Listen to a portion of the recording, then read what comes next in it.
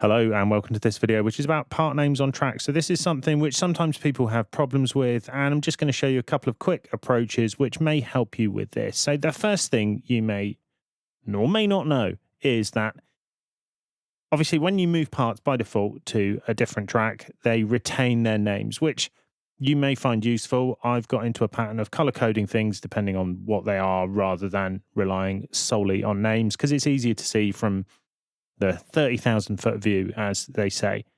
But let's say I wanted to rename all these. Now, the quick way to do this is to just re-enter the name of the track, such as synth here, hold down the shift key and then hit enter, and you'll see all of those parts get renamed to synth. So that's tip one for this video. Pretty useful if you want to be uniform about the way things are named, etc., or you want a good starting point. Now, there is another way to do this. So I'm just going to undo that and remove those. It's a preference. So you go up to preferences. So it's Cubase and preferences on the Mac. It's file and then preferences on Windows, but the preferences are the same. And then what you need to do is to go to editing.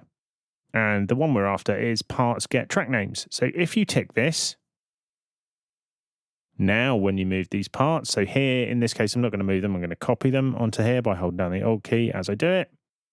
And you can see they automatically get named synth. So as soon as you move it to another track, it gets that track name. You can add to it. So let's say we decided this was the synth middle 8 or something like that. You can do that. But bear in mind, with this option though, as soon as you move it to another track, it gets renamed to the track. So if I move this back over here, you can see it's got Cool Piano. But you may not be aware, you can do that. It certainly can save a fair bit of work, particularly if you're moving things wholesale to new tracks, etc., and you want to just start off with a blank canvas of new names.